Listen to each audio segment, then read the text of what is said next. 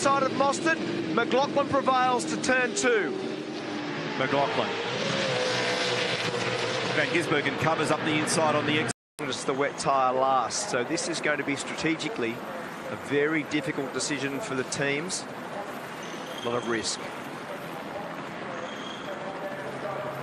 Cam Waters, this becomes tricky now. You guys are the reigning reigning stand-up 500 winners, currently leading the Pertec Enduro Cup, forcing the main drivers to start this race. Yeah, it's a little bit weird with the weather, obviously, so it's probably not wet enough yet for wets, but it's getting heavier, so yeah, it is what it is. Just got to get through those first few stints. Yeah, we can hear plenty of rattle gun action at the moment, but I don't think anyone's quite blinked yet to put the wets on. Nah, we'll probably wait till the last minute, I reckon, and then yeah, we'll see what everyone else is doing, and then probably do that. Wish you all the best. Good luck. Thank you. Cheers. Good morning again, everybody. We've jumped inside the Hino Hub to go through our key facts for today's race. Let's remind ourselves of all the basics that are involved in this wonderful event. 1,000 kilometres, 161 laps. We're inside the Hino Hub looking at 750 litres of Shell racing fuel. Usable fuel is 110 litres. Depending on the conditions, you'll burn somewhere between about 4.5 and 5 litres per lap in the dry. Starting fuel at 106, and they'll get down the hill after the warm-up lap, saving every drop they can. They'll knock them into neutral and trickle down the hill. Every drop's going to count. It'll give you a range of somewhere between 22 to 24 laps, depending on the weather, and this is vitally important. The critical lap, the point where you fuel up to get home.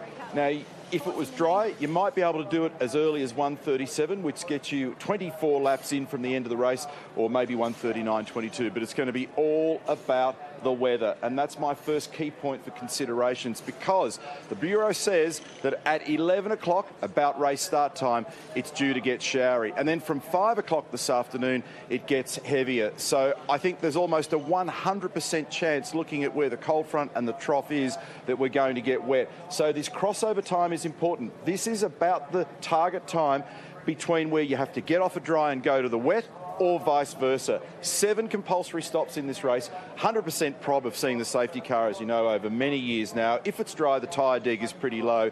This is going to be vitally important. How you use your co-driver in this race, given the weird scenario of the possible weather, is going to be the key to getting a result. If it's dry, a couple of brake pad changes. This is an obvious thing. Those last 3 stints, you've got to be in a position to be able to attack at or near the lead of the race. You must always try and avoid double stacking. I'm not going to spend too much time on this, but I'll go through some of the basics. We'll look at the alternate. So here's your fuel scale. Here are your laps through to 161. 7 stops, 8 stints. This is where things get interesting. Basically from lap 100 to 161 is where all the focus is. You've got to be right up the front of the race, and right in here, particularly the co-drivers. Weather, obviously, so it's probably not wet enough yet for wets, but it's getting heavier, so yeah, it is what it is. Just got to get through those first few stints. Yeah, we can hear plenty of rattle gun action at the moment, but I don't think anyone's quite blinked yet to put the wets on. Nah, we'll probably wait till the last minute, I reckon, and then yeah, we'll see what everyone else is doing, and then probably do that. Wish you all the best. Good luck. Thank you. Cheers. Good morning again, everybody. We've jumped inside the Hino Hub to go through our key facts for today's race. Let's remind ourselves of all the basics that are involved in this wonderful event. 1,000 kilometres, 161 laps. We're inside the Hino Hub looking at 750 litres of Shell racing fuel. Usable fuel is 110 litres. Depending on the conditions, you'll burn somewhere between about 4.5 and 5 litres per lap in the dry. Starting fuel at 106, and they'll get down the hill after the warm-up lap, saving every drop they can. They'll knock them into neutral and trickle down the hill. Every drop's going to count. It'll give you a range of somewhere between 22 to 24 laps, depending on the weather, and this is vitally important. The critical lap, the point where you fuel up to get home. Now, if it was dry, you might be able to do it as early as 1:37, which gets you 24 laps in from the end of the race, or maybe 1:39.22, but it's going to be all about the weather, and that's my first key point for considerations, because the Bureau says that at 11 o'clock, about race start time, it's due to get showery, and then from 5 o'clock this afternoon, it gets heavier. So I think there's almost a 100% chance, looking at where the cold front and the trough is, that we're going to get wet. So this crossover time is important. This is about the target time between where you have to get off a dry and go to the wet, or vice versa. 7 compulsory stops in this race. 100% prob of seeing the safety car, as you know, over many years now. If it's dry, the tyre deg is pretty low. This is going to be vitally important. How you use your co-driver in this race, given the weird scenario of the possible weather, is going to be the key to getting a result. If it's dry, a couple of brake pad changes.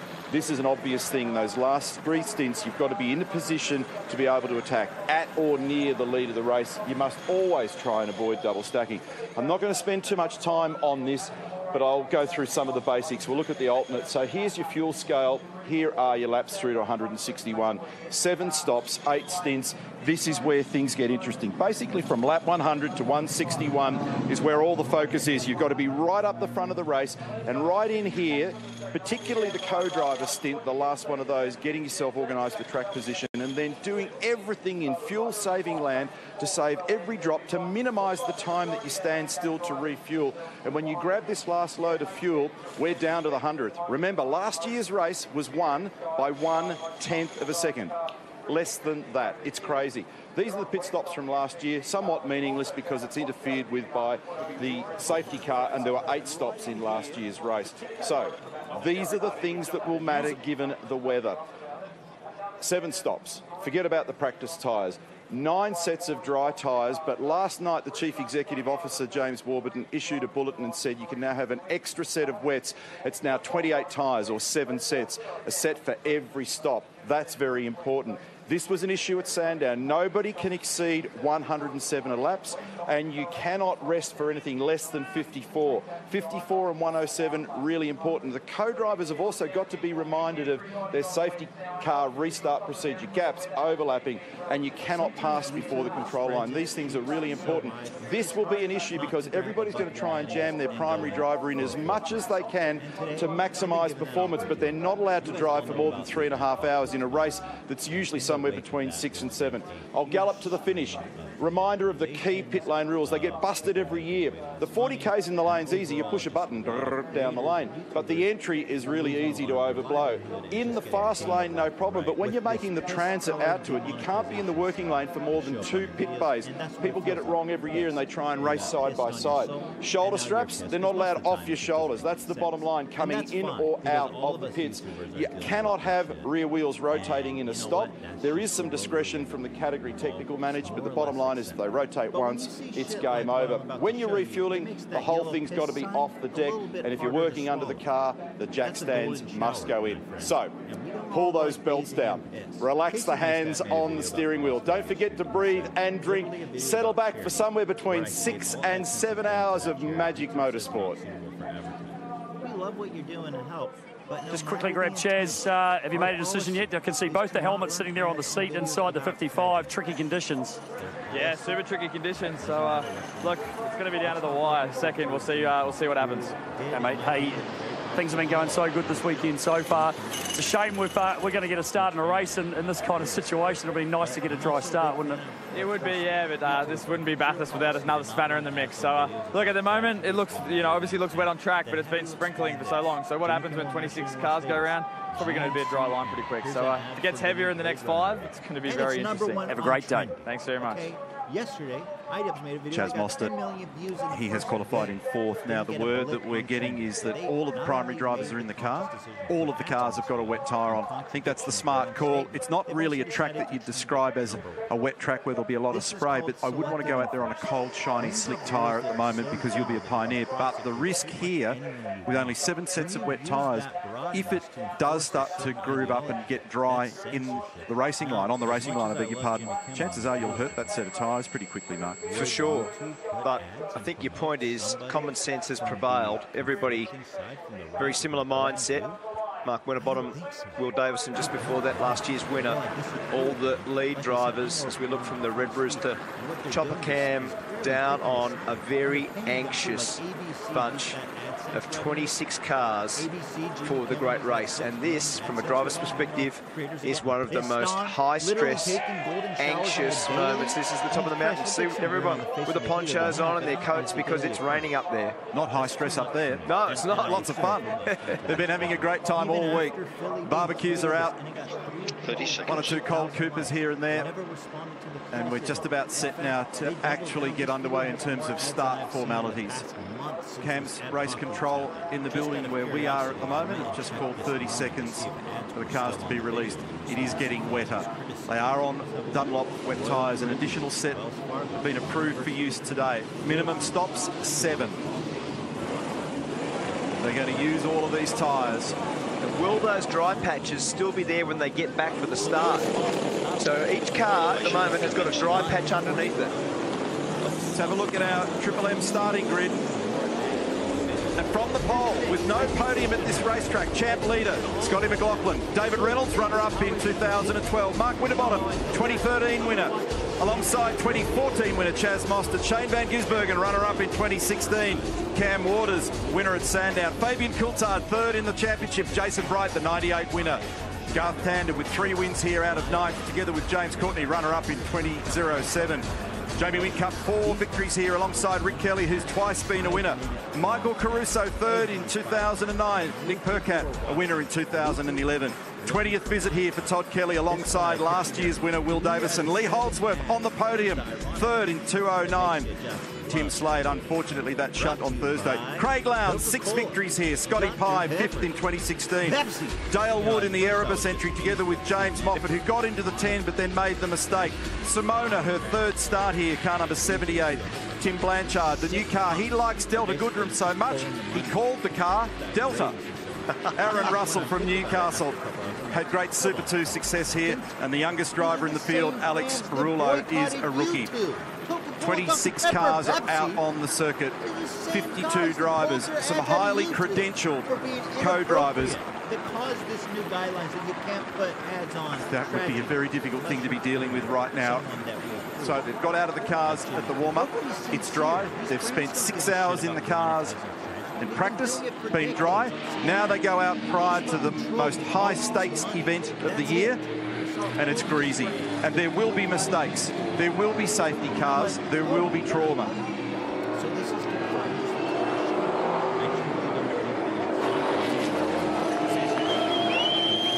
I'm at Walter J. McPhillamy Park at the very top of the mountain, Crompo, and they are jam-packed here at the moment.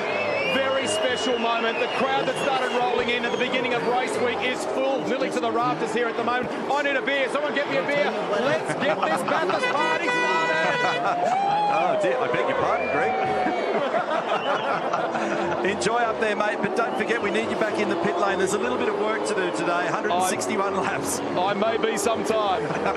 Good luck. I hope you pack the brolly. Greg Rust, Greg Murphy, a multiple winner at this location, and Rihanna Crean, they'll be on point for us in the pit lane, in the pit paddock, following up all the stories. There will be plenty of them as they come off the top of the mountain. They'll be doing everything they can to cycle temperature into brakes and tyres. Normally at this point, Scapey, we flick them into neutral, we run them down the hill in idle, we're trying to hang on to every last millilitre of fuel in the cars. But right now, I reckon grip is the primary thought. 100%. And as you said, no wet weather running so far this weekend. You're going to have to look for the masters of these conditions. Guys like Rick Kelly, guys like Van Gisbergen, McLaughlin, Mostert, they're wet weather specialists. Pole sitter, Scott McLaughlin, 6 victories in 2017.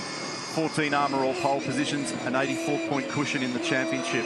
Runner-up last year, Shane Van Gisbergen. Kiwis, they're fast, and he is very strong in these conditions. Rick Kelly, car number 15, Nissan Altima.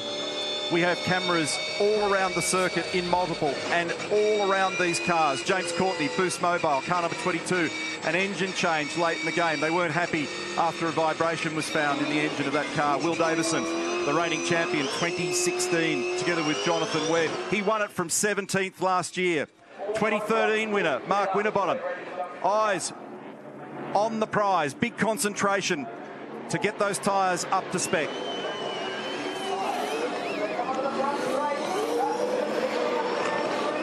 It's happy Bathurst Day. Let's remind ourselves of the first couple of rows. Row 1, Scotty McLaughlin. Pulling up alongside will be David Reynolds. Row number 2, Mark Winterbottom and Chaz Mostert, the teammates. Everything to play for. 300 championship points on the line. History assures us there will be great racing. There will be spine-tingling moments.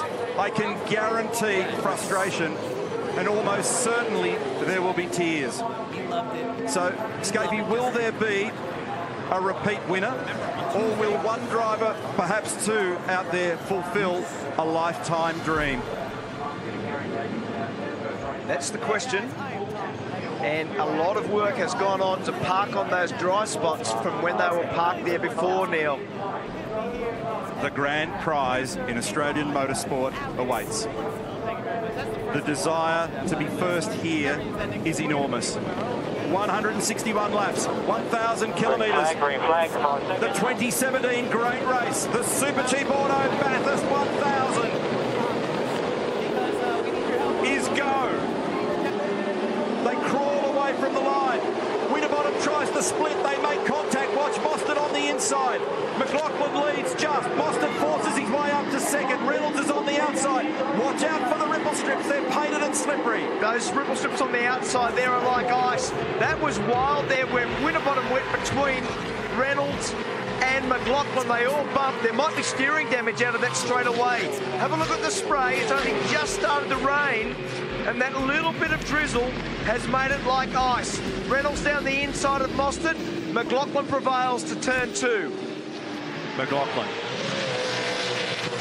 Van Gisbergen covers up the inside on the exit of 2. Mostert looks speedy at the moment. He is now cleanly up the inside of Reynolds. Tyre power cutting. Great illustration of the gradient here. 1 in 6. Shell V Power Racing leads. The Super Cheap Falcon 1 and 2. The Erebus Penrite car, Reynolds third. That's Winterbottom. Garth Tander looks quick at the moment. He's moving on up. Then both the Red Bull cars are line astern. The high-intensity rain lights are on. All primary drivers, and it is crazy slippery. Tander and Whincup have both gained 4 spots in the opening half a lap. Great job by Garth, who's now there in 5th. And you can see Jamie Whincup coming from 11th, right in behind his teammate Van Gisbergen. This is one of the most slippery and delicate spots of the whole racetrack. You've got to be very, very careful as you approach the dipper. You can see them knife edge approach. This is also a pretty wild spot because you've got to make the exit nice.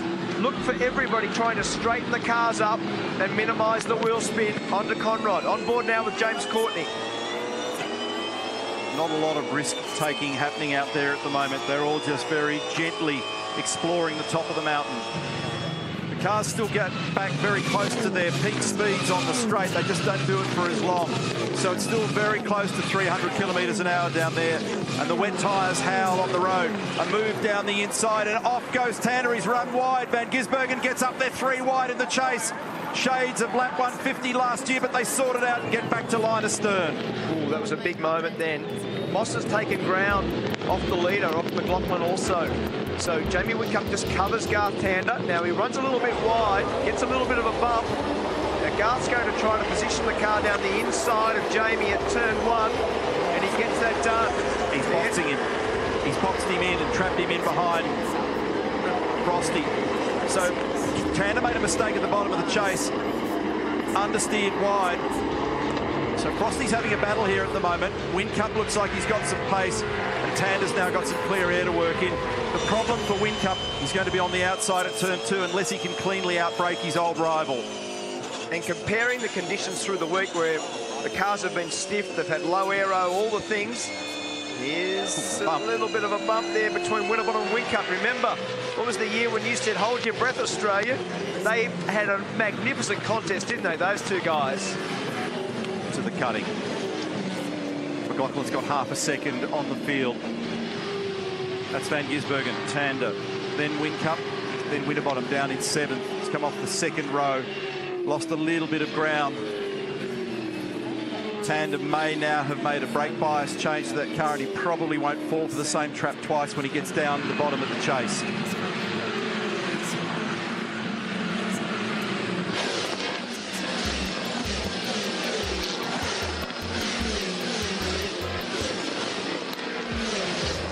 Approach to the top of the rise there at McPhillamy Park.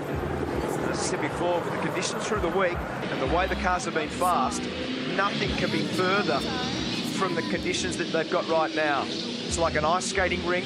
You want the car soft, you want maximum aero, you want less camber, you want all the things, but that's totally contradicted by what's gone on so far in practice.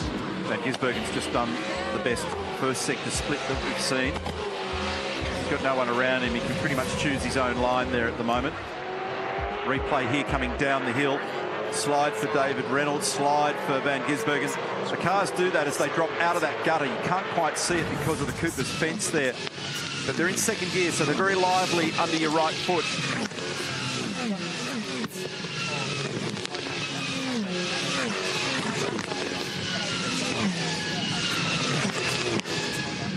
That's the sound of the Dunlop wets that you can hear on the road.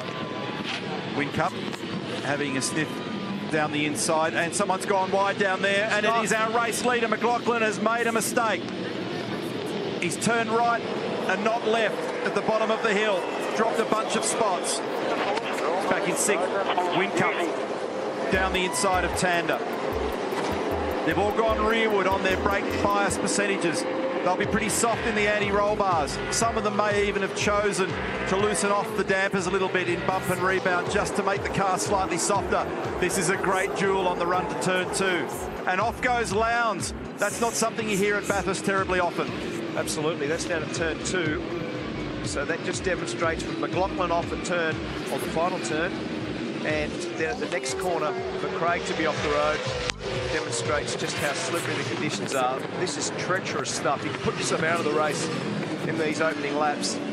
And again, we always talk about risk versus reward. There's not much reward at the moment for trying too hard and being too adventurous. You've got to compose yourself, drive the car nice and smooth, and Mostert has done a beautiful job so far. He's got a 1.4 second lead over Reynolds and is currently sneaking away from Dave. Ludo got straight on the radio to Scott McLaughlin and just calmed him, nice and easy, take it gently, because now the problem for McLaughlin is beating yourself up mentally. He's dropped it down at the last corner. Here's the replay at the start. Now he's got to try and recover. He's 7 seconds off the lead. The replay, great start for Frosty, but nowhere to go. And a little bit of contact. Mostert, the beneficiary in the super cheap car down the inside, but he had nowhere to go. So McLaughlin prevailed. Reynolds on the outside. They were pretty kind to each other. Nobody fed the other into the ripple strip, which is gentlemanly. This is on board with Mark Winterbottom. Walked it away nicely. Bang. He actually did come out of trouble because he recognised the diminishing gap. Something some of the support category drivers could learn. 100%. He did a nice job there to limit the damage. There was a little bump, as you said. Hopefully, big moment. There you go, for last year's winner. That could have put him out of the race. So on the inside, looks like Courtney, and that on the inside there was Percat. Down there under brakes, so Will was pretty late and quite aggressive. He now struggles because the road's got a big crown on it, and it wasn't helped by Jason Bright running him a little bit wide. We said how gentlemanly that was earlier. This is now on board with Will. The little hip and shoulder from Jason Bright that then puts him up on the curb, and the curb is painted, so it's very slippery. Now this will be the replay of the drama shenanigans with Tander, Winterbottom and Whincup. Now this is a little look at Van Gisbergen. As you can see, Garth escorting himself wide, a little bit too deep, brake balance not right. That was Winterbottom and Whincup going by. Cam Waters up in behind. On board now. And this is the replay of Winterbottom and Whincup. A lot of respect there. So, in fact, Mark allowed Jamie to get around the outside. That's not normal. And the battle that was unfolding between Whincup and Tander was resolved. Jamie was able to just get down the inside, pull it up enough, and not run too wide. As I said, there's a big crowd on the road there. It's hard to see it. This is now the replay of the leader, making a little mistake under brakes for the final corner of Murray's corner. As you see, he's escaped. That's the road back to Bathurst. He won't be happy with himself over that. And as you said, Neil, Ludo was very quick on the phone to calm him down and say, this is just a little mistake. no drama. Get back on with it. So McLaughlin is currently 6th. I think he's got a bit of a battle on his hands because when I called it a few laps ago, he was 7 seconds from the lead after he recovered. He's now nearly 10 seconds from the lead. So he's losing time relative to Mostert, who's done the fastest lap at 28.06. Remember, we think the crossover is around 23-ish. Depends on what's about James Courtney dropping oil. So that was the oil or debris flag there on the way in. And the way everybody is standing to attention, tribute to Peter Brock we're hearing. Lap 5 of 161, obviously the famous number 05. So when you have a look at the winners and losers, Neil, Mostert up 3 spots, Van Gisbergen up 2 spots, Whincup up 7 spots, Tander up 4. Now the losers, McLaughlin down 5, Winterbottom down 5. So Tim Slade's actually done a good job, he's up 7. But for McLaughlin and Winterbottom, very nearly down the inside of Garth at Forest Elbow. And Garth deliberately just slowed it up, made sure that he didn't expose the inside of that car. Hurting McLaughlin at the moment, he's now 12 seconds from the lead, but I don't know that that car's well matched to the conditions at the moment. Mostert's got 3.4 seconds over Reynolds. They also don't need to be in a race. Garth would be better off to let him by and get on with it now. There's the gaps. When you're in the car, you can see those gaps. So you can see Mostert leading. McLaughlin's run wide. He just sat it on the painted white lines there and it had a wriggle. I think he may have gone off the road or certainly partially down there. He had a moment, McLaughlin. He was tucked in behind and he's lost a lot of ground. So he was right on the bumper and he's lost a bunch of ground. So that little wriggle down there cost him. And he is now 13 seconds from the lead. 3.6 first to second.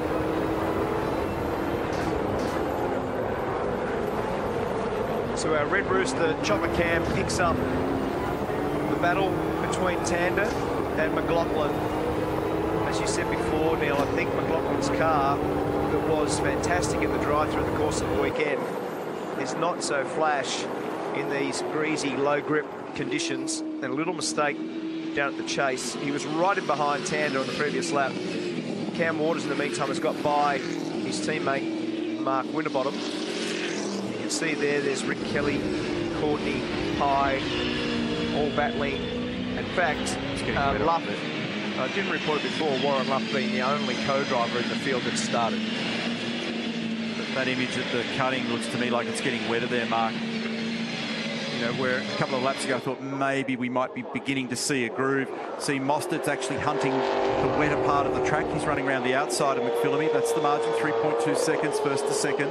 That's brave to turn into McPhillamy Park on the wet bit. Well, that's brave. It is, and because out there's more dirt, there's more rubber, but he may sense some more grip out there, or it might have been a mistake. I might be talking up his stocks.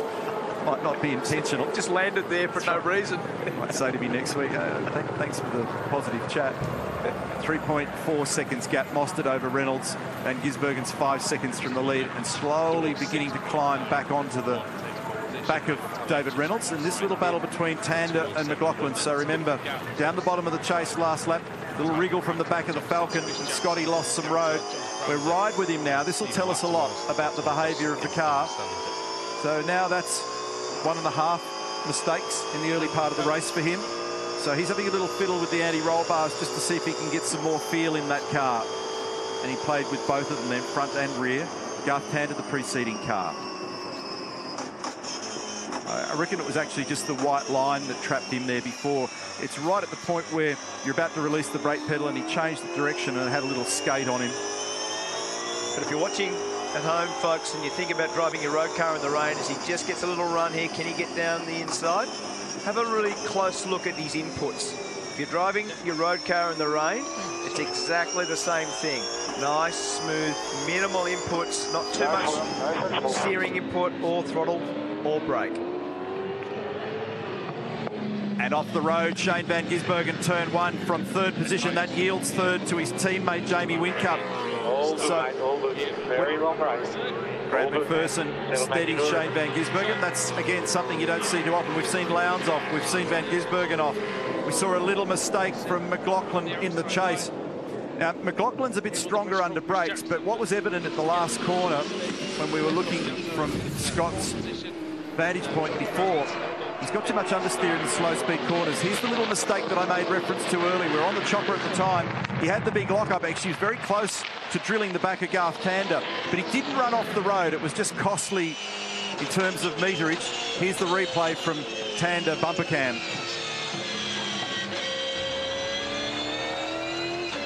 That was a near miss. A couple of laps ago for Scotty McLaughlin, very close to the back. Oh, Garth Tander, he had it all crossed up, heaps of understeer. Now, it looked as though he's just lacking a little bit of mid-corner grip in the slow-speed corners, so a little change at the top end of town. It's still Mostert, whose margin is increasing. Oh! There's the replay of Van Gisbergen from earlier. I thought it was Wheat Cup. Settle, mate. Settle. Just take a seat. Sorry, I thought that was Wheat Cup there. Okay. We'll be right. Just hold hands. Breathe deeply. Like Robbie used to say to you, have a drink. Just breathe. We'll be okay. So 4.7 seconds between Mostert and Reynolds. And Whincup's now up in third. And Gizzy's dropped a couple of spots and Scafie's dropped a couple of years. Yeah, well, I'm assuming you've got a weather radar up there that you're looking at the moment, but I just thought I'd show everybody at home at the moment. We're here at ProDrive. They've got the weather radar. There, little dot right there is us.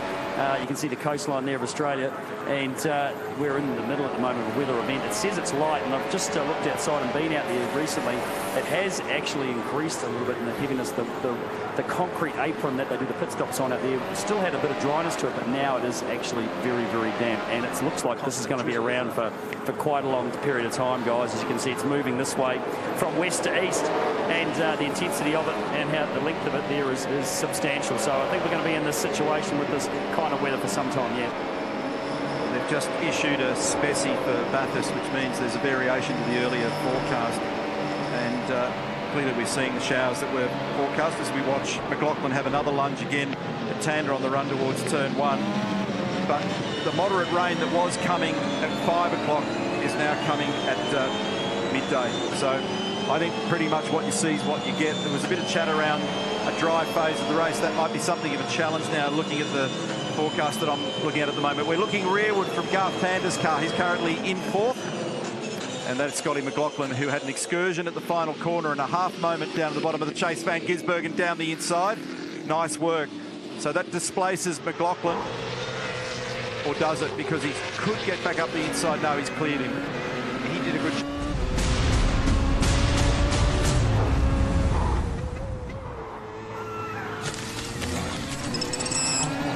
That come from the sea. Where one walks, many follow. Wherever you run, they will be there.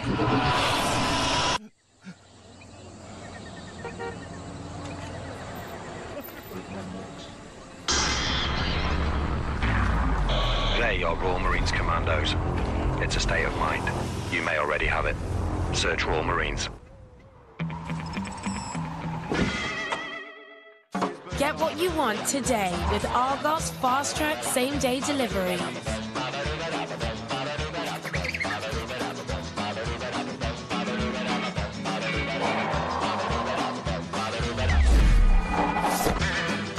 And with our price promise, we won't be beaten on price. Plus our... It's the wet tyre last, so this is going to be strategically a very difficult decision for the teams.